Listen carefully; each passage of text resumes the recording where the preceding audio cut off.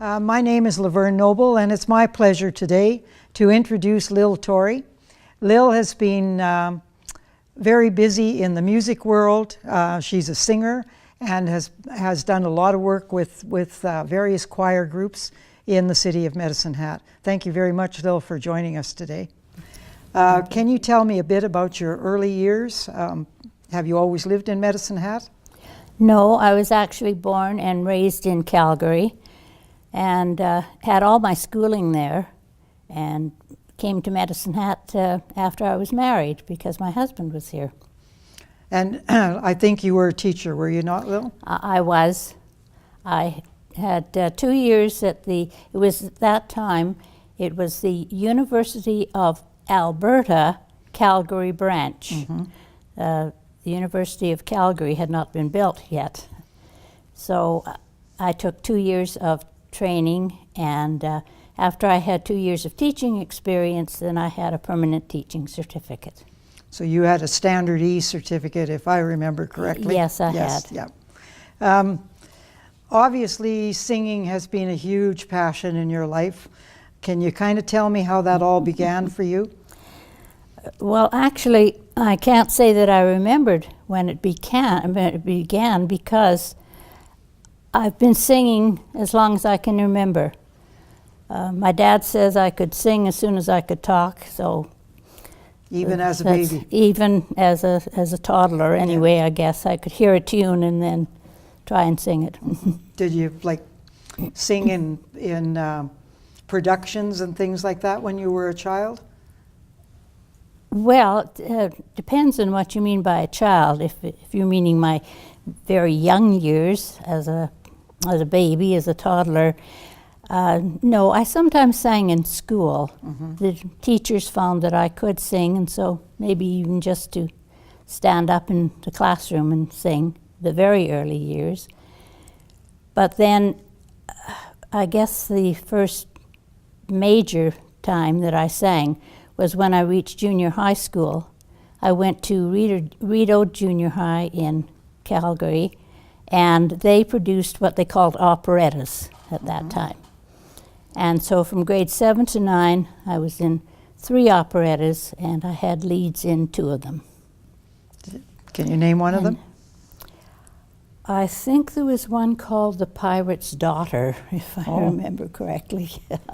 But then when I got to high school, again, I was 3 years in high school, and there was an operetta every year. Every year. And, oh dear, I think the first one, the one I remember best, was called An Old Spanish Custom.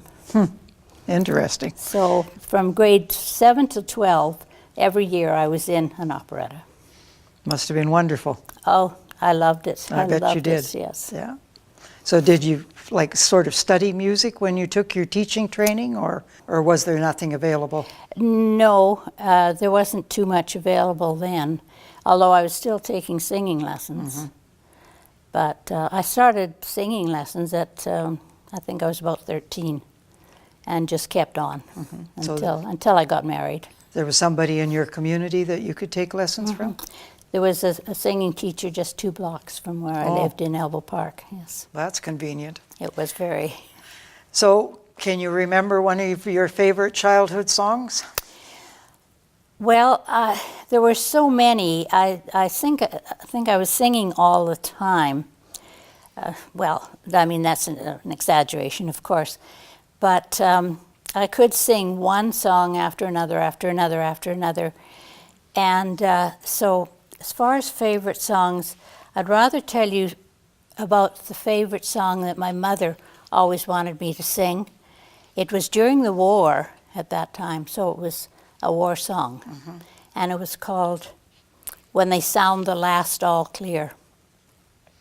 And I think you're going to sing us a couple of lines of that, aren't you? Or as much as you want. Well, I can try. When they sound the last all clear, how happy my darling will be. When they turn up the lights and the dark lonely nights are only a memory. Is that enough? That's enough, but that's beautiful. Thank you. That's beautiful.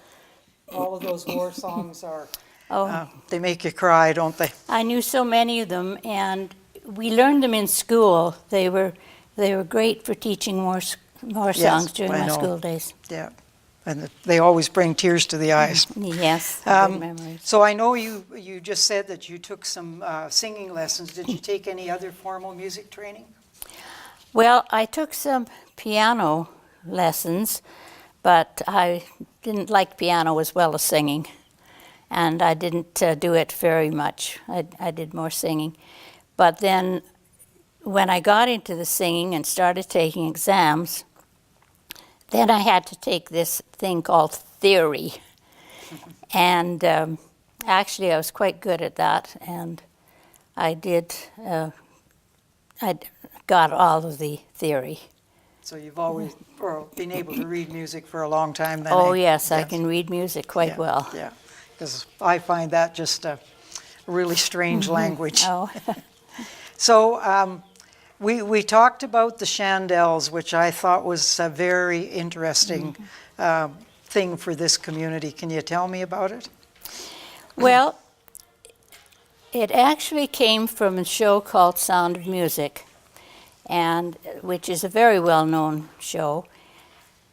And it was from the nuns' chorus that was in that show.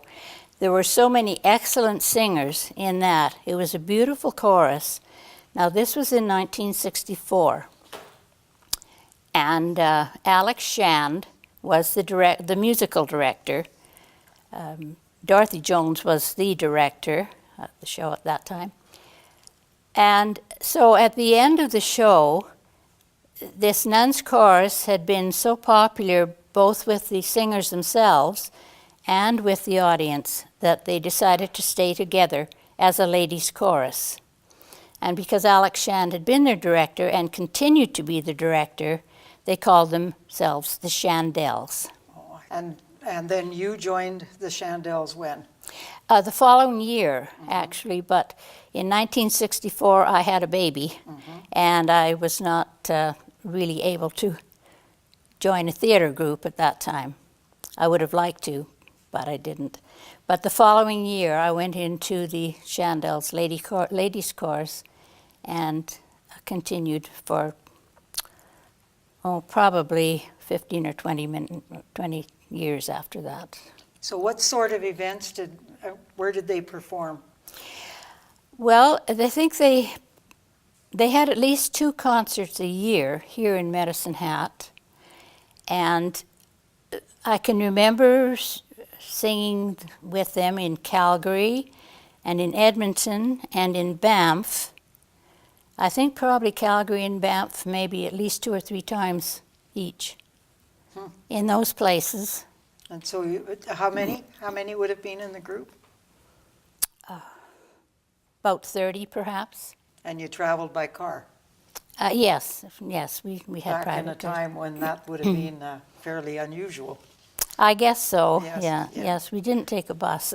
You told me a little bit about the costumes. Could you talk about the costumes?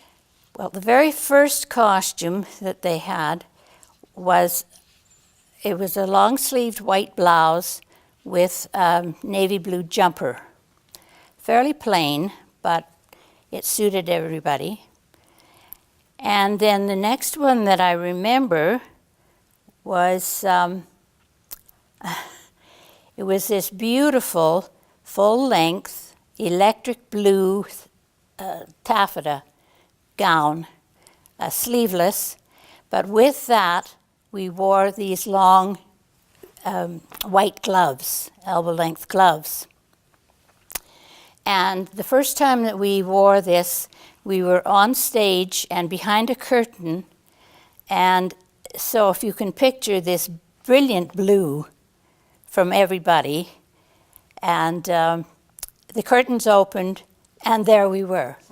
And we could literally hear the gasps from the audience at the picture that we must have made. I guess. It was marvelous. So another thing that we talked about earlier was that you were a member of, and I haven't got the right term here, but it's the Royal Conservatory Yes. Actually, I hold a diploma that is called the Associateship of the Royal Conservatory of Toronto, ARCT. And what did this lead you to do? Anything with that? No, but it just took me many years to gain it because I had to have, the requirements were grade 10 singing, I had to have grade 8 piano, and that was a real struggle for me. And then all of this theory, which was rudiments, harmony, counterpoint, and analysis over many years. It was almost like taking a university degree. Like, did you take like that? Was that kind of a year by year that you did Oh, that? oh yes. Yeah. Well, I didn't take a grade every year. I think I took 2, grade 4, not grade 2, grade 4, grade 6, grade 8, and grade 10. But I had that and most of the theory when I left Calgary to get married, and I just dropped everything. And so by the time I got back to it, I believe I was 30 years old, and I decided, it's time.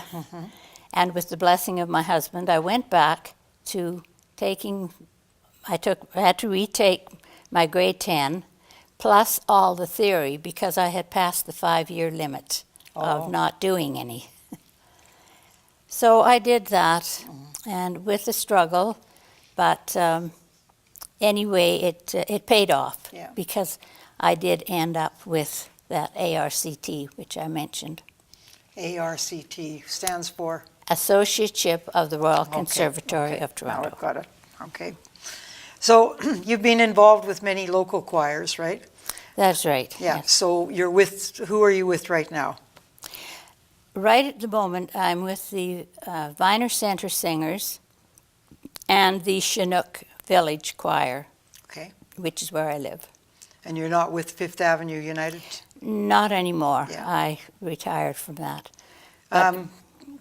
Can you kind of tell us a little bit about the Viner Centre Singers, since they're connected to the Viner Centre? How long do you think they've been in existence? And Well, it's been a long time, because it was actually Marion Shand that was the original director, as I understand it.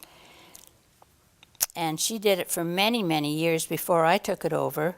And I took over the directorship in 1999, and I went for 15 years. And then I retired from that about two or 3 years ago. so do you think that might have dated right back to the 70s? Oh, I think probably, yes. Well, that's quite an interesting that that Yeah. group has continued all of this time. Well, it's changed. You know, there were a lot of the members have passed, and we've had a lot of new members. And but yes, it's still going. At one time, it was a mixed choir, but now it's just the ladies' choir. Where do they sing? At the moment, we're practicing in Fifth Avenue Church, but we sing at various senior homes. We have one. Our sing-outs, our spring sing-out is starting next week. Yes, the first Wednesday in May is our first one, and then the following 3 Wednesdays after that. So that means you go to different places That's right. for the sing-out. We go to the senior homes. Who's directing it now, Lil? Heather Schlichting and Pat McLaren is our piano player, and she is marvelous. So you do have a piano then? Oh, yes. Yeah, because we're hoping to get a piano to be back in the Viner Centre. Well, I'm hoping so too. Yeah. If we are going to move back to the Viner Centre, we will have to have a piano. Yeah, you will need a piano. Okay. So another thing that I understand that you do is that you're a member of the local Writers Club. Can you Yes. tell me a little bit about that? Well, I joined that about 5 years ago. I had a friend in the Viner Centre Singers, Randy Young, who introduced me to a few of the members. They have these informal coffee parties on Friday morning, and so it was just more of a friendly thing. And anyway, I had remembered that I had been rather good at writing in school, so I thought I would try it, and I found that I have somewhat of a flair for it. Good. And yes. You said coffee parties. Where do you hold those? Well, that has kind of shrunk down to just 3 or 4 people. We might go to the Verve Cafe. We could go to the bistro in the mall, and we move around. But it's just a very informal get-together. That's not our formal meeting nights. Have you got a little piece of something you could read to us? I know that you Well, like poetry, that's yes. what you're interested in. At the moment, that's mostly what I'm doing. Yeah. I have written a few short stories, and have attempted a novel, but I keep getting bogged down in that, so it's a sort of a long-term type of thing. Are you computer savvy? Not very well, But you do use the but I use it, yes, I Yeah. do type my writings on it, Yeah. yes. kind of handy. So Well, I have written a fair amount of poetry, but I'll just do one of the shorter ones. okay. I write quite a bit of seasonal things, and maybe for high holidays and things like that. But this one I've called Sparkles. It's just something very light. I really love sparkles, and whether they be high up in the air or afloat on the sea, in stars in the sky or in rocks on the ground, these sparkles are everywhere. Just look around. At Christmas, the sparkles all seem specially bright, sparkling in the daytime, but yet more at night. They sparkle on snow on the evergreen trees, but fast disappear with the first wayward breeze. Oh, look at those rose petals right after rain, and drops on the green leaves in garden or lane are sparkling like diamonds. They do catch my eye. I must stop and look. No, I can't just walk by. See the sparkles and jewels, whether bright or discreet, the sight of them always to me is a treat. These sparkles attract me. I don't know why. They so fascinate me, I could almost cry. I keep looking back at them time and again. I wish they were mine, but my wish is in vain. And my favorite of all, though you might not agree, I especially love sparkles that sparkle on me. Very nice, very nice. Especially like diamonds, eh? Oh, yes. Or any other Yeah. jewelry that sparkles. One other thing, Lil, that you talked about is your solo singing. You're just singing on your own. Yes. And where do you do that? Well, both of the choirs that I'm in now require a solo now and then. And so, yes, I still sing solos with those choirs. Have you got a real favorite? I'm not going to ask you to sing it, but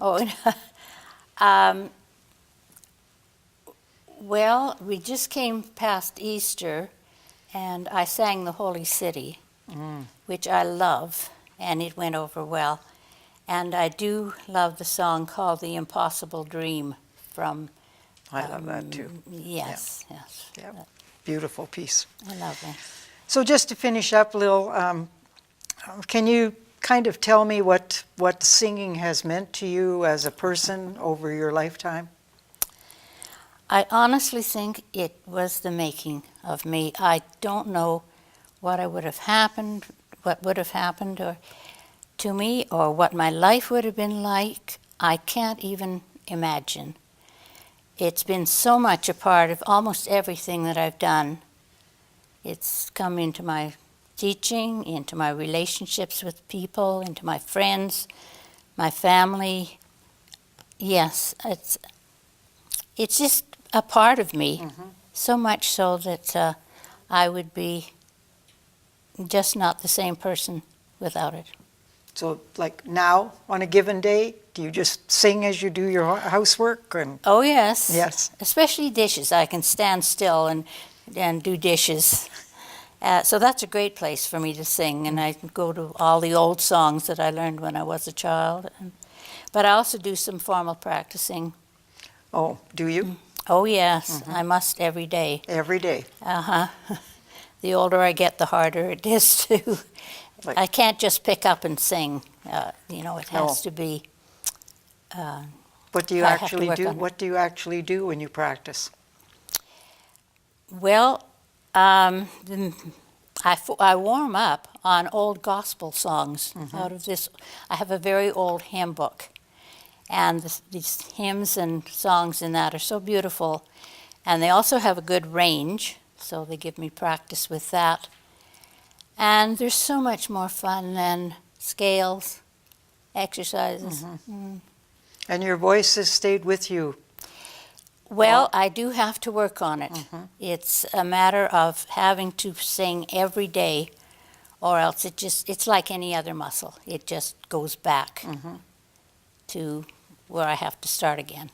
It's quite wonderful. So I do have to. Lil, thank you very much. Really have appreciated having you and listening to all of your stories about your singing and the various choirs that you've been part of. It's just great. So thank you for watching this segment of our Oral History Project. We are interviewing seniors that through the sharing of their passion and their leadership have made a significant contribution to the lives of other seniors. They've helped to promote a variety of activities at the Viner and Strathcona Centres. For more information, contact the Viner Centre reception